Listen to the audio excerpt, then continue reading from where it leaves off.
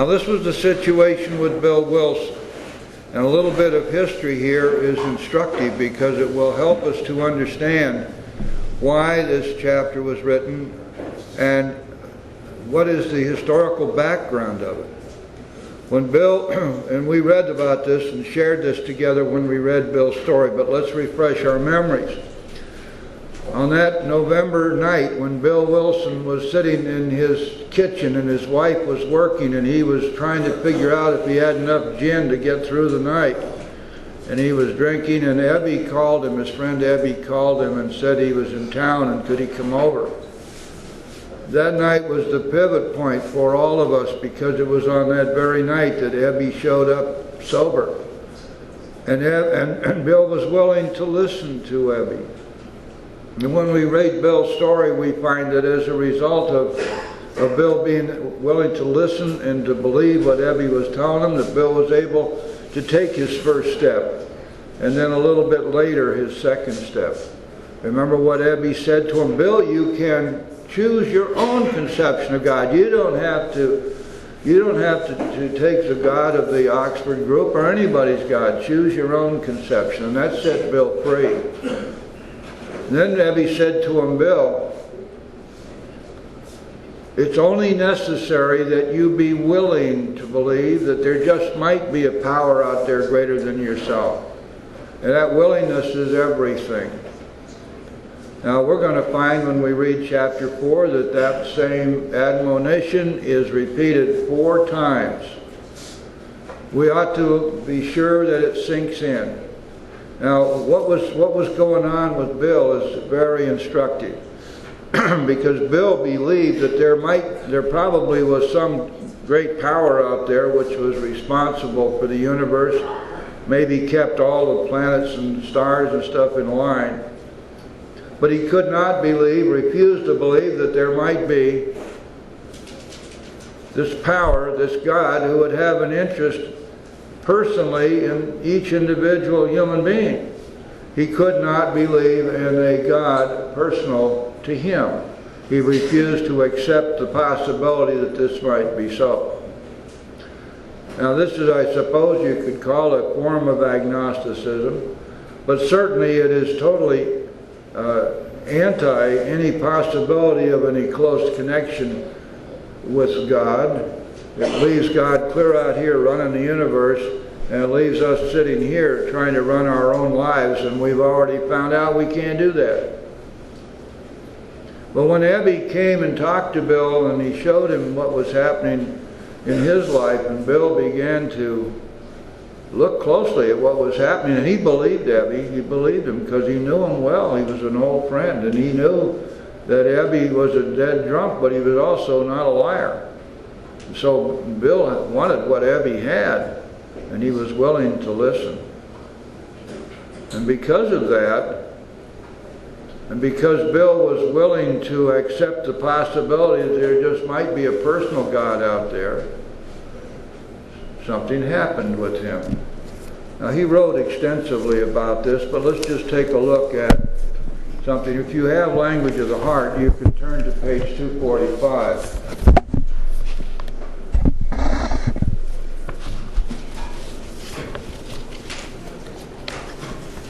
Page 245, the fourth paragraph. None of Ebby's ideas were really new. Bill's talking about that Ebby was telling him about this higher power he'd found, this God that would set him free. None of Ebby's ideas were really new. I'd heard them all before, but coming over his powerful transmission line, they were not at all what in other circumstances I would have regarded as conventional cliché for good church behavior. They appeared to me as living truths which might liberate me as they had liberated him. He could reach me at depth. Now, remember Dr. Silkworth borrowed that phrase in his opinion when we were back there reading Doctor's opinion. Remember, he said that the message which can interest these alcoholic people cannot be a frothy emotional appeal. It must have depth and weight. And so Bill is saying here that Abby was able to reach him at depth. In one respect, I still backed away. I could not go for God because I could not believe there was any God. Abby sold me his other ideas at once, but not this one. I could not share his faith as much as I had to admit its very evident result. I had struck an impasse which thousands of incoming AAs have since collided. Mine was exactly the kind of deep-seated block we so often see today in new people who say they are atheistic or agnostic. Their will to disbelieve is so powerful that apparently they prefer a date with the undertaker to an open-minded and experimental quest for God. And that's true. There's so many who just are not going to be willing to even take a try. Happily for me and for most of my kind who have since come along in AA, the constructive forces brought to bear in our fellowship have nearly always overcome this colossal obstinacy. I think God is saying, Bill, wait a second, this fellowship didn't do it, I did it. Pay attention, fella. Beaten into complete defeat by alcohol, confronted by the living proof of release, and surrounded by those who can speak to us from the heart, we have finally surrendered.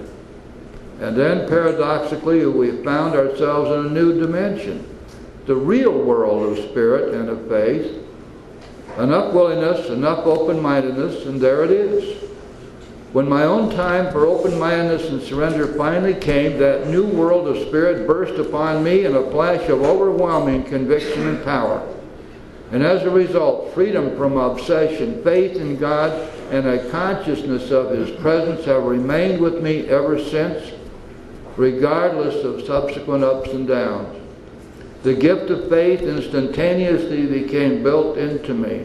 My pride had paid a very high price. In despair, I had cried out. Now I am willing to do anything. If there is a God, will He show Himself? And He did. This was my first conscious contact, my first awakening. I asked from the heart, and I received. If you look at page 14, please, in Bill's story.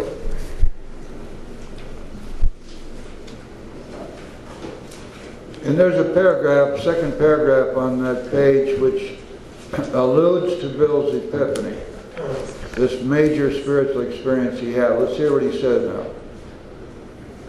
These were revolutionary and drastic proposals, but the moment I fully accepted them, the effect was electric. There was a sense of victory, followed by such a peace and serenity as I had never known. There was utter confidence. I felt lifted up as though the great clean wind of a mountaintop blew through and through. Now here's the rule, guys, and this is the thing we must keep in mind. God comes to most men gradually, but His impact on me was sudden and profound. And we're going to see that same thing repeated several more times as we go through the book. There is no question about it. The big book is clear that it is not necessary to have a bright light or burning bush experience in order to recover. And there ought to be no confusion about that. These epiphanies are rare. Once in a while they happen. I only know a few people in all the time I've been around who are willing to acknowledge that this is what happened to them. And so now we have Bill, having had his spiritual awakening. The second step came to him. Now we need to look to see what we need to know in order to help us overcome our agnosticism or atheism, if that's our problem, or to help others who may have that problem. We're going to turn now to page 44. The chapter, We Agnostics. This is one of the most beautiful pieces of writing in any literature anywhere. It is utterly spiritual. It is dramatic. It tells us the truth. It states many truths which we would think would be self-evident, and yet they're not. it boldly steps forth and says, this is the way it really is, guys. And it gives a lie to those around here who would have us believe that we're not supposed to talk to anybody about God when they're new. We might scare them away. The big book is just the opposite, and there's a very good reason for that. If I'm working with you or speaking with you and you're brand new, and you're looking for an answer, and you're sick, sore, and wounded, and you've been torn to pieces by booze and by life and everything, and you're feeling as if you cannot possibly hold on for another day. Now here you are, and you're looking for answers. And so I'm going to tell you about myself. I'm going to tell you how I drank and what alcohol did to me and how I tried to stop and couldn't. And I'm going to hope that you'll be able to identify in some way with me, and that I can create with you some credibility, that you'll be willing to listen to me. And I'm going to tell you about the disease and how deadly it is, so that perhaps you can begin to see whether you're one of us or not. And then finally, if you're still interested, I'm going to tell you how I recovered. And the big book instructs me specifically to stress the spiritual freely. Over and over again, in everything that we read in this book, God is right up front. Look at the steps, right up front there in the second step, all the way through. By the way, when Bill wrote the steps down, he was surprised, he says, to find God right up there in the front. But yet that's the way it is. Because this program is a spiritual program. It is God-dependent, as we must become God-dependent. And to say anything else is a lie. If I'm going to tell you how I recovered and I don't tell you about my higher power, about the grace which has been given me, if I don't tell you about my powerlessness and the only power I have, which allowed me to withstand the ravages of alcoholism and all the other things and vicissitudes of life, and I don't tell you about God, I've lied to you. What am I supposed to substitute for that? Group therapy? Or medication? Encounter groups? Psychiatrist couch? Outpatient? No. If I'm telling you the truth, I'm telling you that I have found a spiritual way of life. And I found that by working the 12 steps of Alcoholics Anonymous. And I've gone from a place of rebellion and defiance and denial to a place of surrender and obedience to a higher power of my own choosing. And that this is what has worked for me. We're going to find that the big book is entirely consistent in this. It never once varies. So we don't want to lie to people about how we recovered. We want to tell them the truth. And in telling them the truth, we're going to be talking about God, just as the big book does right from the get-go. Never once does it waver from the same message over and over again. From the time Bill said back in his story that I must turn in all things to the Father of light who presides over us all, the big book never varies from that message. Not once. Why? Because that's our program. Our recovery is dependent upon that. So let's go to page 44 and see what it says. Chapter 4, We Agnostics. In the preceding chapters, you've learned something of alcoholism. We hope we have made clear the distinction between the alcoholic and the non-alcoholic. If, when you honestly want to, you find you cannot quit entirely, or if when drinking you have little control over the amount you take, you're probably alcoholic. If that be the case, you may be suffering from an illness which only a spiritual experience will conquer. That's a flat statement, isn't it? Are there any equivocation there? Any weasel words that you can see? Any out clauses? No. You will be suffering from an illness which only a spiritual experience will conquer. Now, remember, we've talked about this before. wherever you see Bill talking about spiritual experiences, he writes this book. That was translated at the time the 12th step was changed by the editorial board to spiritual awakening. But it means exactly the same thing. You're going to have a spiritual awakening as a result of working the steps. And here Bill says, the big book says, that only a spiritual experience, in other words, a spiritual awakening, will conquer this illness. To one who feels he's an atheist or agnostic, such an experience seems impossible. But to continue as he is means disaster, especially if he's an alcoholic of the hopeless variety. To be doomed, here's the dilemma, to be doomed to an alcoholic death or to live on a spiritual basis are not always easy alternatives to face. We talked about this in the workshop this afternoon. People walking in that door, so many of them are scared to death of sobriety. They have a huge fear of being sober. And that fear is a mix of many things. For one thing, being sober means no more whiskey, no more beer, and no more any other funny stuff that bends our minds and allows us to escape from reality. And how am I going to survive without that? It also means that I'm going to have to start accepting responsibility for my life, and I'm going to have to live up to my commitment. And I have to throw away all the excuses I've been given for my crapped out behavior. I can no longer live by the maxim that I'm not responsible because I had a dysfunctional family. Or that somewhere back there I bottled up my feelings and I never knew I was entitled to my feelings, and I never knew that if I didn't talk about my feelings I was going to drink.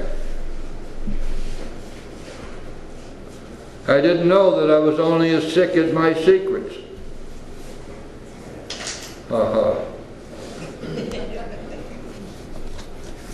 I didn't know that I was not responsible, that my good psychiatrist friends out there could find every reason in the world why I would do these crappy things that had nothing to do with me. I don't want to give that up. And here you guys come along, you tell me I have a disease. I say, aha, you see? I'm sick. No wonder I did all that stuff. I'm not responsible. And then our sponsor comes along and the big book comes along and says, whoa, wait a second. That's not at all what we mean. Powerlessness doesn't mean you are powerless over your actions, Wooby. It means you are powerless over your thinking. And you've been taking wrong action all along, knowing damn well it was wrong. Saying, oh, well, I'll do it anyway. Would like to think that we didn't have responsibility. But here now, if I get sober and I'm required to be constantly abstinent, I can no longer dive into the bottle and drown all my cares and worries and disappear from life. What in the world am I going to do? I'm scared to death of this sobriety stuff. And many times this will add up to a rejection of the whole ideas, all the ideas that are encompassed by a spiritual way of life. And if we're helping somebody like that, we need to show them by our actions, by the way we live our lives, that it's a wonderful way of life, and it is not anything to be afraid of. And most especially that once we have embraced that way of life, we will be blessed with God's power in our lives. We will be enabled to do those things which we need to do, to take responsibility for ourselves. And God will be there with us and help us. And we can show that to these new people. Looky here, I was just like you, but I've had a spiritual awakening. And I get everything I need, and I stay close to God, and then I need something, and I need strength, and I need courage. I turn to Him, and I always get it. You don't have to be afraid anymore. We tell them that. Huh? Stand it down. Please take your seat.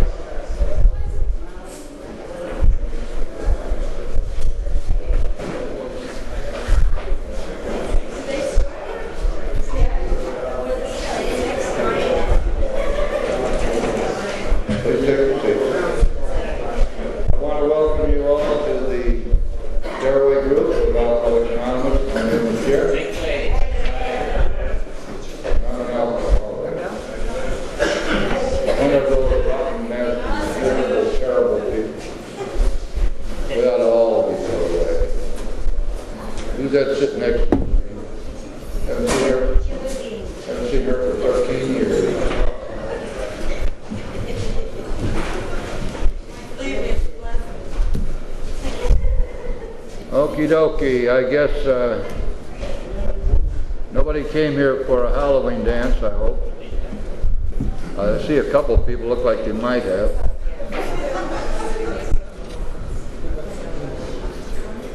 Before we get started, I want to announce that as of tonight, I retired my Bank of America watch.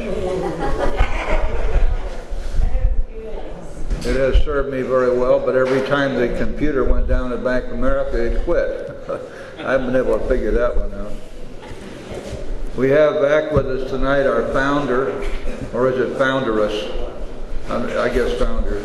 Our dear friend Janine has been traveling the west part of the United States, and she's back with us tonight. Put your hand up, Janine, so everybody can see you.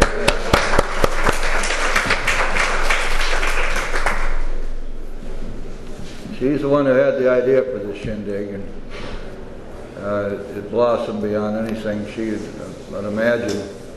We had about 40 people at our workshop this afternoon, and this group now, as you probably know, some maybe you don't, has 3 meetings on Saturday right here in the 101 Club. At 1:30 we do a sponsorship workshop, and at 7:30 this meeting on the Big Book, and then at 9:15 we have a Language of the Heart meeting, which has turned out to be just a whole lot of fun. We get in there and really go after it, and everybody shares, and it's a wonderful meeting. Love to have you stick around for it.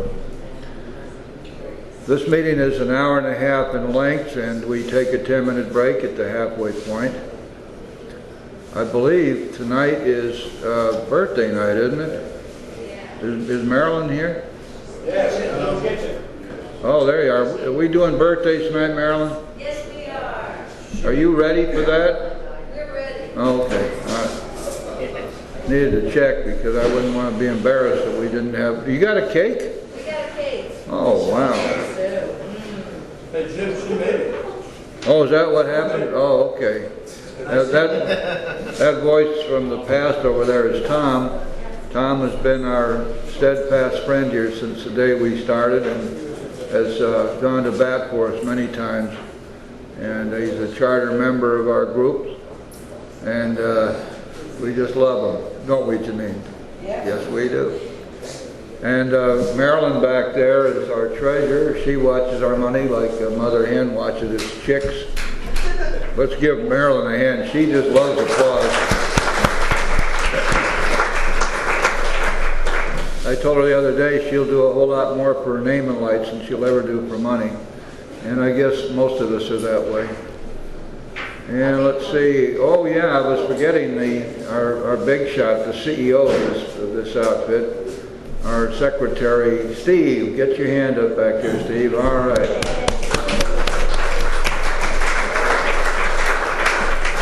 And the controller of our literature, our archivist, is Dominic. Put your hand up, Dominic. And last week suddenly appeared our general service representative who had gone missing. We'd sent the A police out looking for him, and they'd come back saying, we don't know what happened to that rascal, but last week he came back and we're glad to have him. Gus, put your hand up. All right. And Gus, we expect a report from you next week on something. I mean, just be ready. Okay. So anyway, why don't we start this meeting? That'd be a good idea with a moment of silence, and we'll follow that with the Serenity Prayer.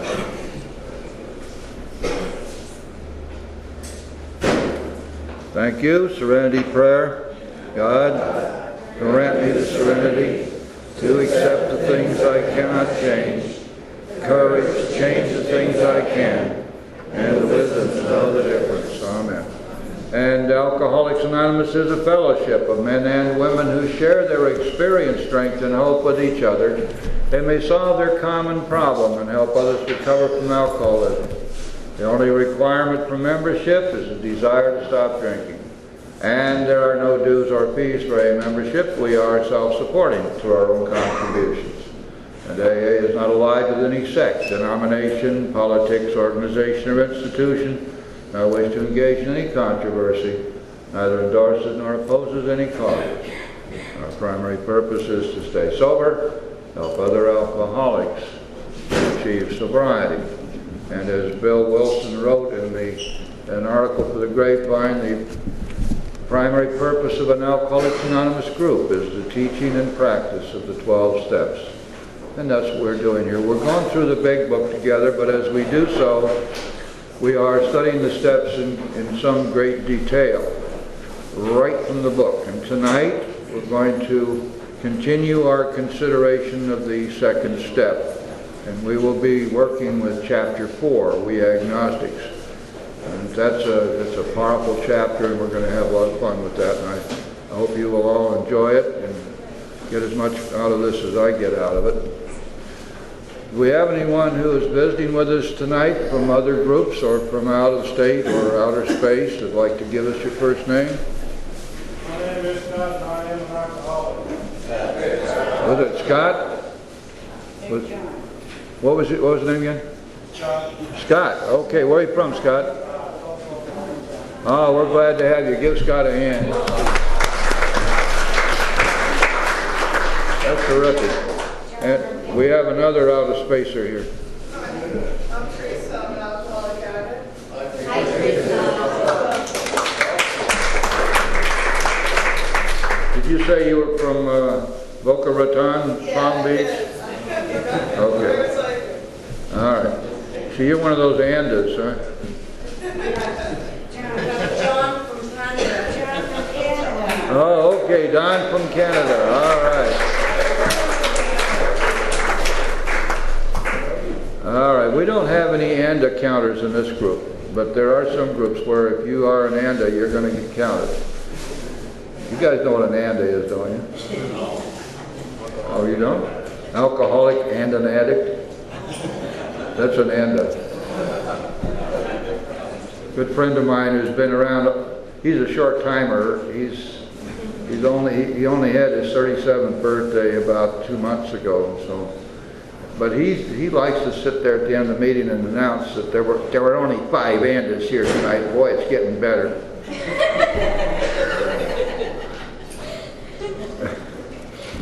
Oh, I don't know. Let's see, where am I? I lost it. I'm having a senior moment. Nobody laugh. It'll all work itself out here just pretty quick. All right, we're going to read a portion of chapter 5 from the big book. And who's going to come up here and do that?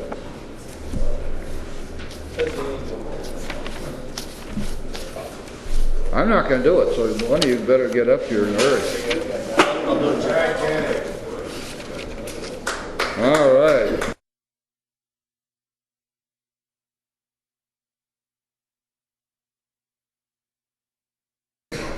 Before we get into the reading of chapter 4, let's consider briefly what we're doing here.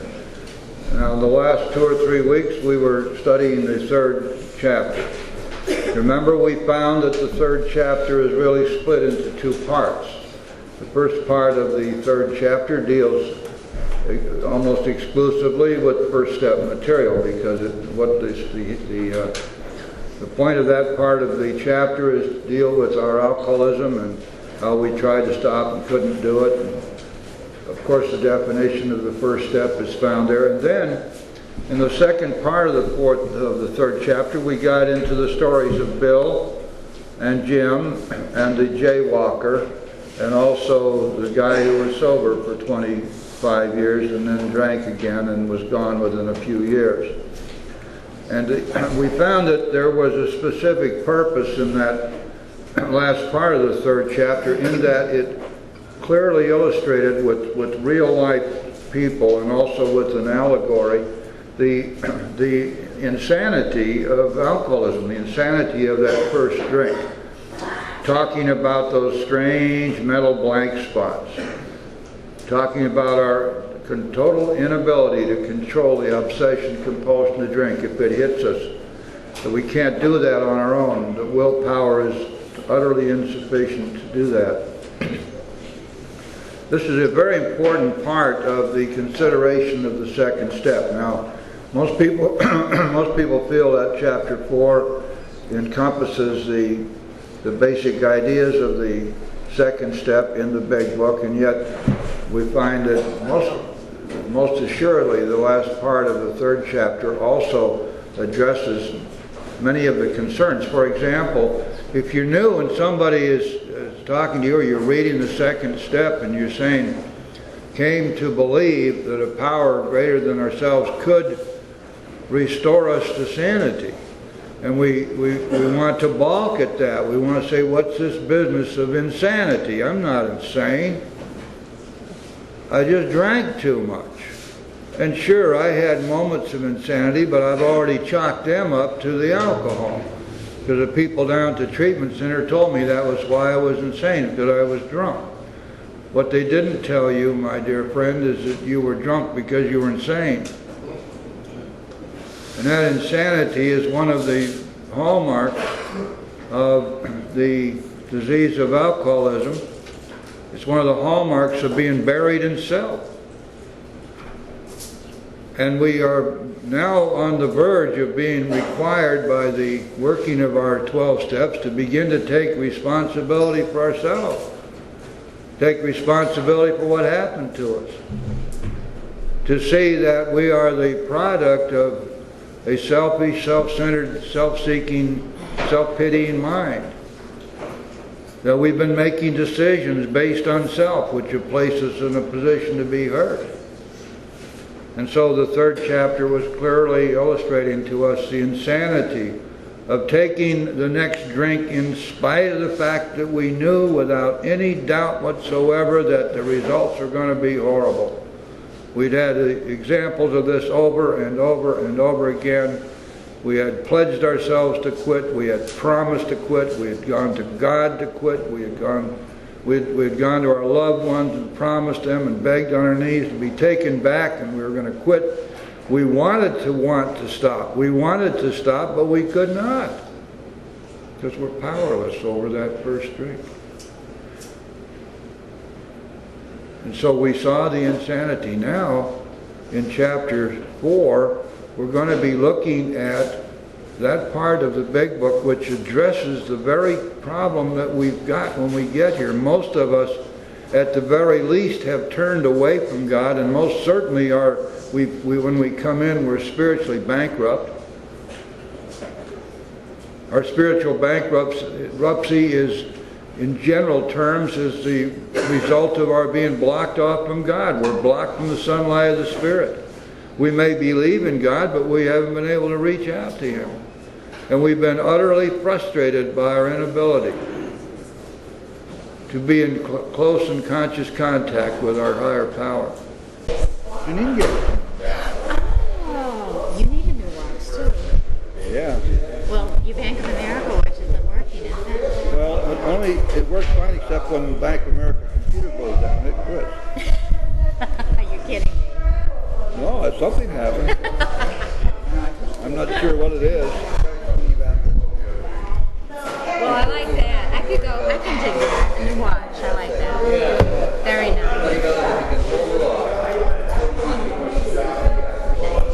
I wish that if she had any taste at all, it would be a Rolex, Oh. with diamonds. Okay, Gonna let's have not to be get after choosy. her about Look at this. You got a price tag on it. Oh, okay. Hey there, James. Happy John. Well, you forgot how to put a watch on? No, but I enjoy having it put on by a beautiful woman. What am I, nuts? Of course I Hi, do. John. Hi, how are you? Good. How are you? You know John, don't you, Jane? Yes, I do. Yeah, I had to leave your meeting today because I had to do my shift at work with this one thing. Well, anytime you got that comes first. All right. Beautiful, John. Take that. And then what? Put cream of mushroom soup onto it, Green mushroom, yeah. or cream of whatever. Throw some onions and garlic on top of it. Seal it up. Cook it, or put it in the oven for about 3 hours at 250. It'll fall apart. Wow, let's do it. It literally falls apart. I'm going to do that. I'm going to do that on Monday. I don't really. Because they always come up with that. Yeah. That's a boat shop. We'll do it just that way. Cream of mushroom, right?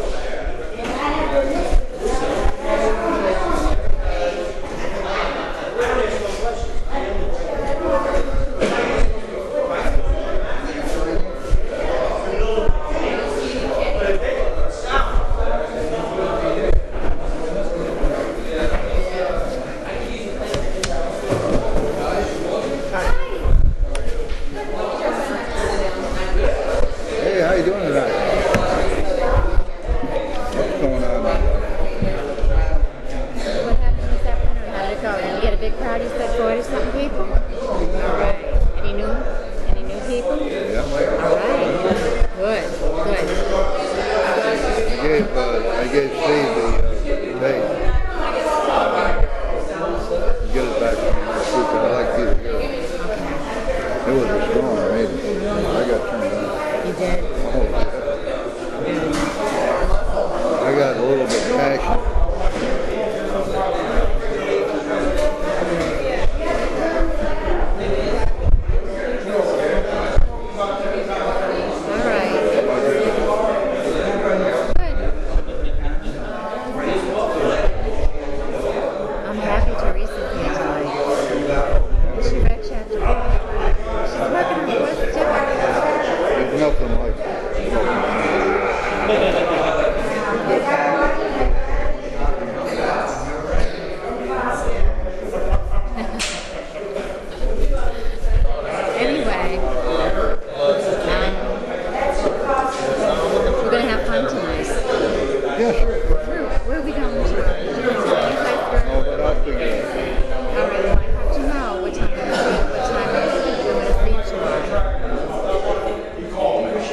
Finding out at noon.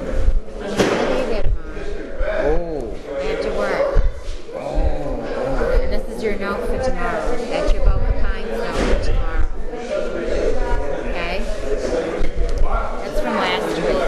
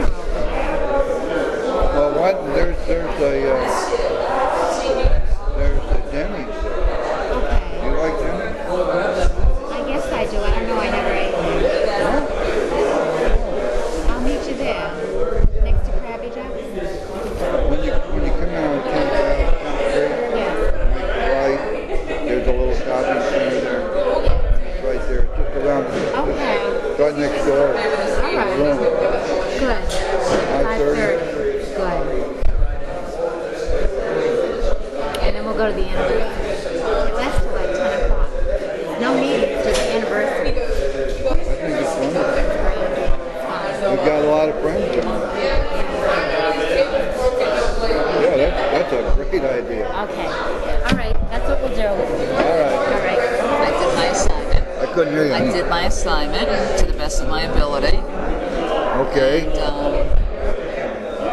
I know we don't have enough time now to talk about it. Did you bring anything with you? Yeah. Okay, that's a break tonight. Okay, you got We'll go it. over it. Okay. See what you need to do next. Okay. Good for you. Good girl. As a matter of fact, I did it the following day Did you? because I knew that if I tried to do it after work, after getting home at 8 o'clock and taking a shower, my mind is that's the last place, the last thing I want Yep. to do. I'm trying to unwind. Something's working with you, sweetheart. Can tell. You're seeing me on a good day. There are What? days- There are some days where I look like, or I feel like I need to be severely medicated because of my fears, and I start shaking. And There's no worry lines in your face tonight. I start stammering. Something that I never did my whole life until I watched my father die of cancer. Oh, wow. I never had a problem with it. Was I never stuttered or stammered. Now when I get very stressed out, I stutter and stammer. Which is why I don't like reading out loud or sharing.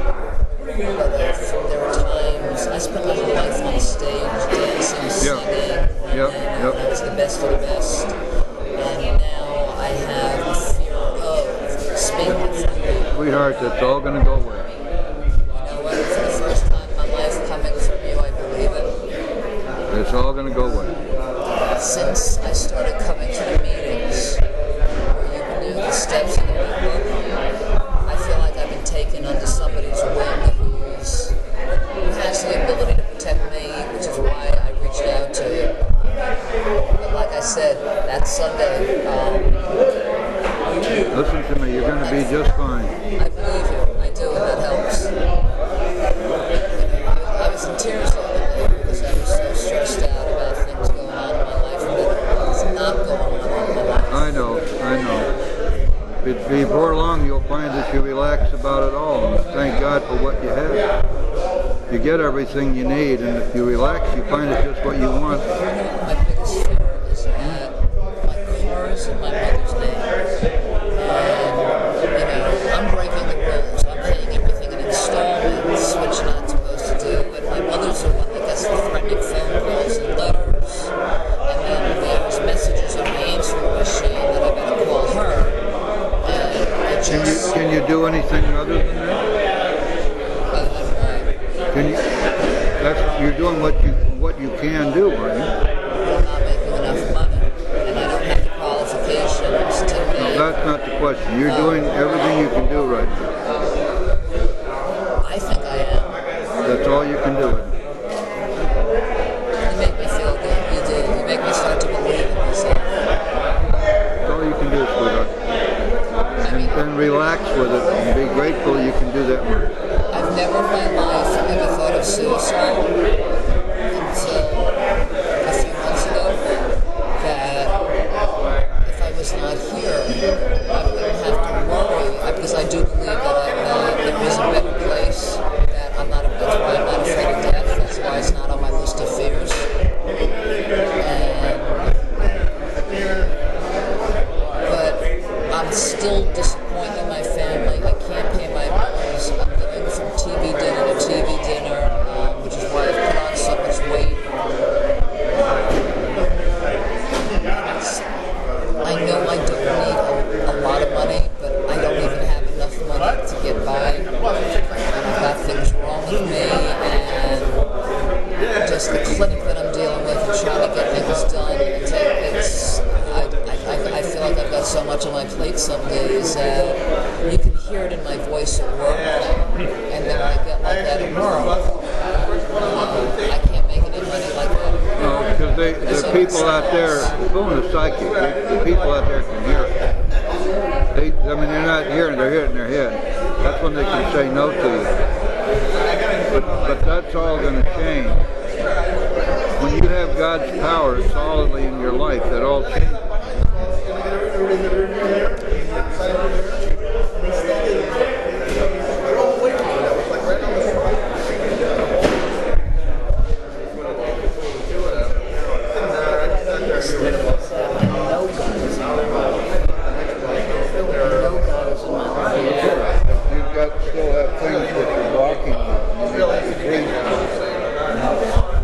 we're doing the fourth and fifth step. Get rid of it.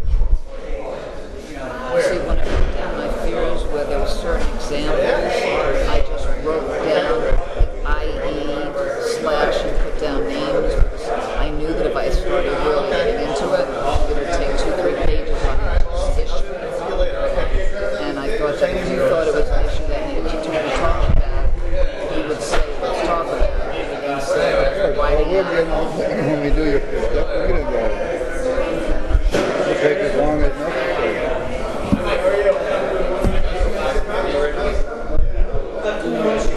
And your phone number, I did try calling you. Okay, well, did I give you my cell phone? Give me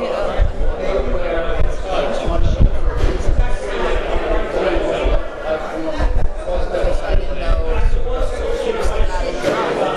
So what I thought was done, because I have a way of, my boss calls me eating, because I can take a story and drag it out forever. So I wanted to share with you what I had and see if that was good enough. That's the number you have?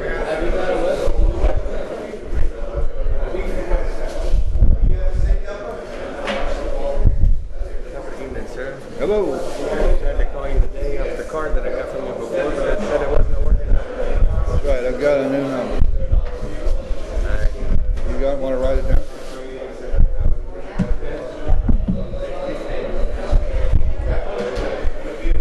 Ask you a couple of questions.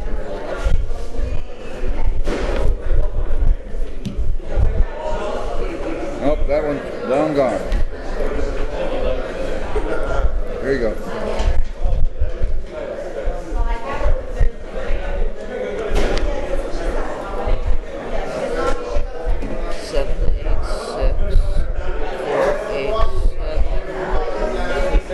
And this is my business phone.